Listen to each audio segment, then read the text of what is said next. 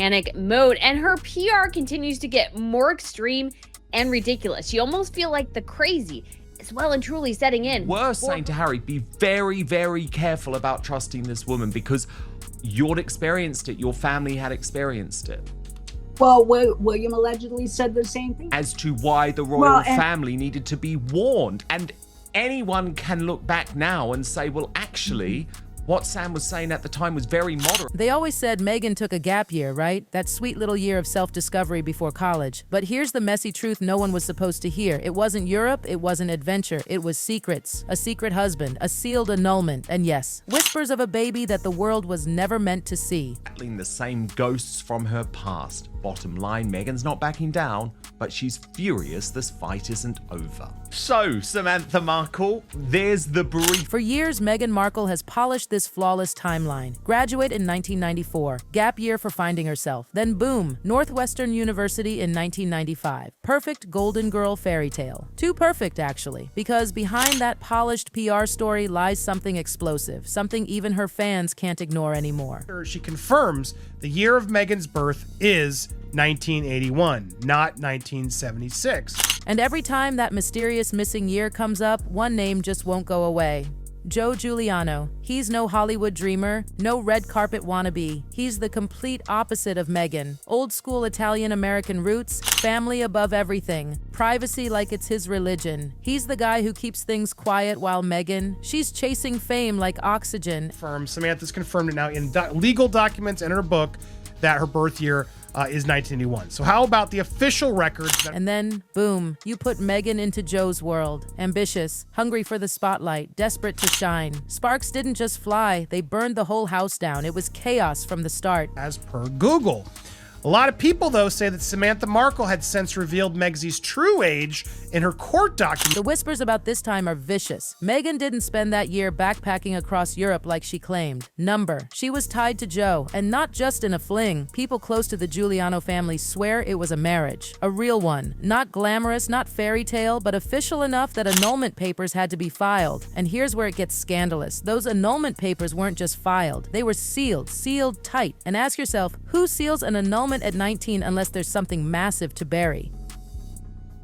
Well, it's not a matter of not going away. It's that in Netflix. And people insist it wasn't just about avoiding embarrassment. It was about wiping out an entire mess. Because apparently it wasn't just rings being exchanged. The rumors? Meghan was pregnant. By summer 1995, a baby girl was suddenly part of the Giuliano family. No adoption papers, no announcements, just silence. Neighbors in Chicago even remember a little girl showing up at family barbecues. She was simply introduced as family, nothing more, nothing less. But looking back, that's one giant red flag waving in plain sight. Well, things were said about me that weren't true.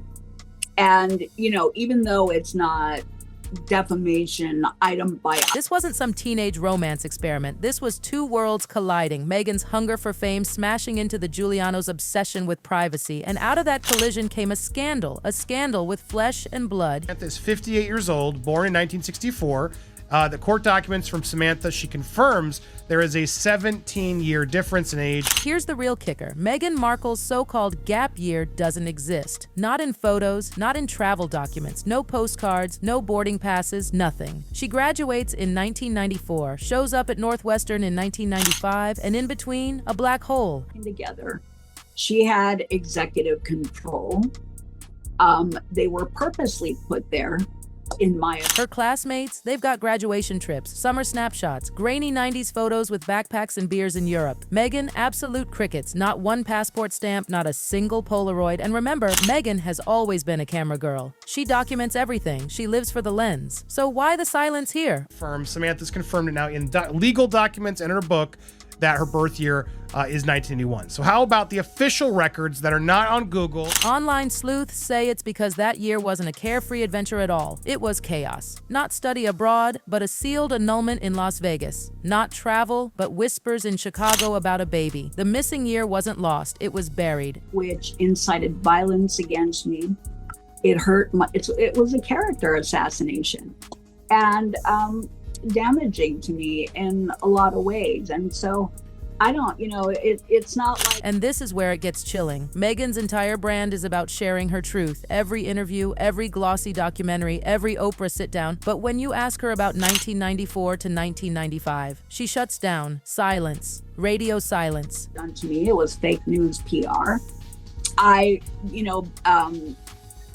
Reddit sleuths even joke that Meghan's gap year should be renamed her erase year because it doesn't look like privacy. It looks like a cover-up. Holes this big don't just happen, they're made. And once a celebrity timeline has a hole, fans never let it go. They obsess. Meghan's missing year has become the ultimate cliffhanger in the royal soap opera.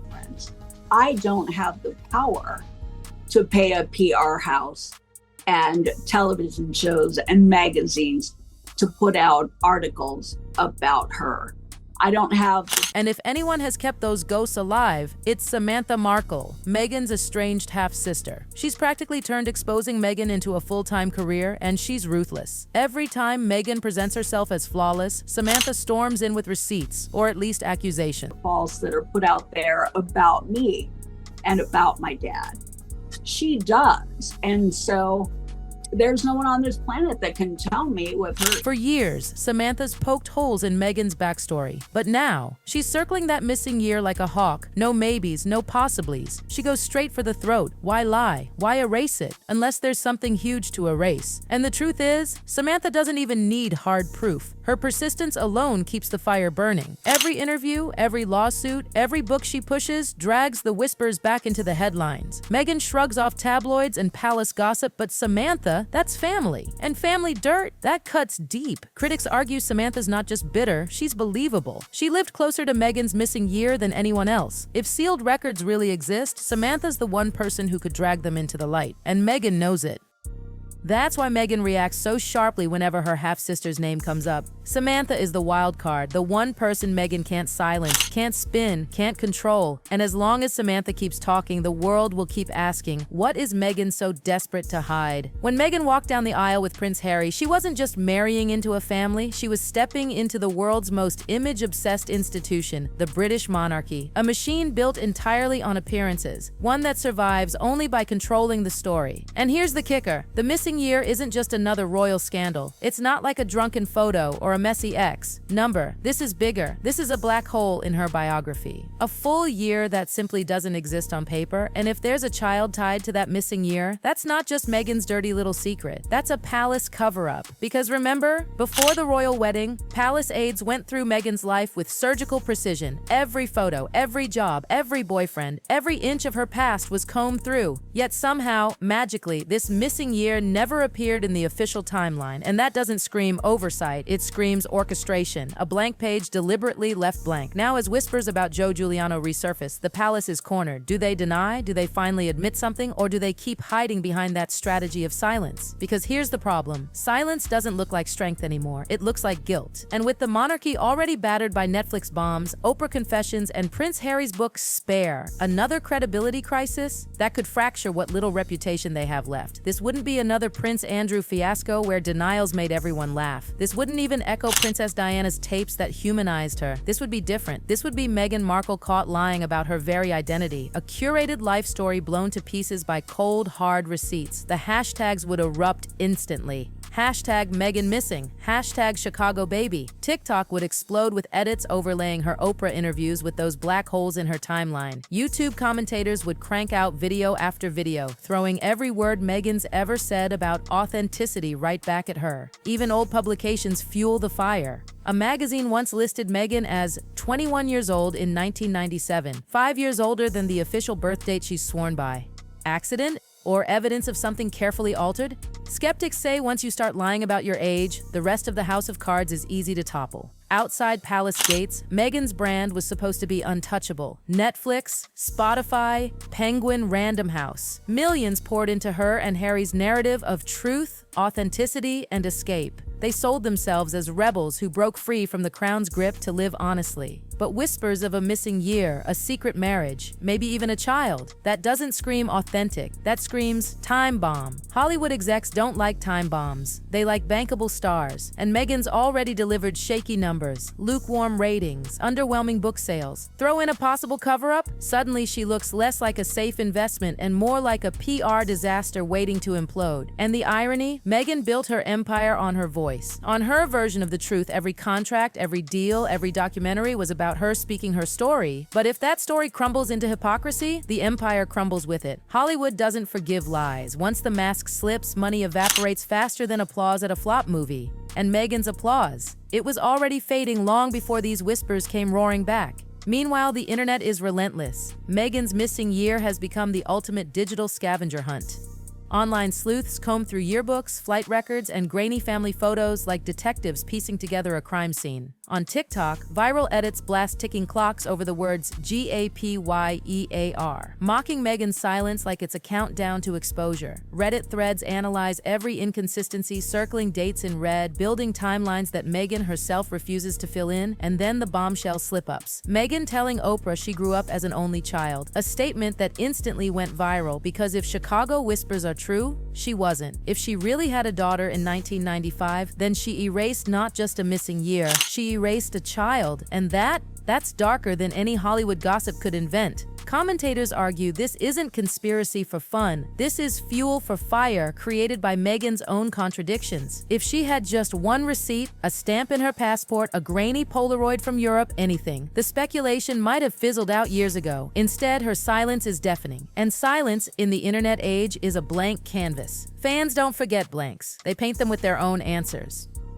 And once they start painting, they never stop. Picture this. One day, proof emerges. A court document leaks. A photograph resurfaces. Or maybe, the most explosive of all, a grown daughter appears ready to tell her own story. If that happens, this won't be gossip. It won't even be scandal. It will be cultural history. And it won't be like Prince Andrew's clumsy PR disaster where denials were laughable. It won't be like Diana's secret tapes that humanized her. No, this would be Meghan Markle caught in a lie about her very identity. The Duchess who hid a daughter, the woman who built an empire on truth, exposed for hiding the most life-altering truth of all. Social media would explode. Hashtags would trend instantly. Hashtag Meghan missing, hashtag Chicago baby, hashtag erase year. TikTok edits would go viral overnight, overlaying her Oprah interviews with dates and blank spaces. YouTube would churn out breakdowns titled What Meghan Didn't Tell You. Every single word she's ever uttered about authenticity would be weaponized against her, and the cultural war would be vicious. Younger fans might excuse her. She was just a teenager, she had to survive, she did what she had to do.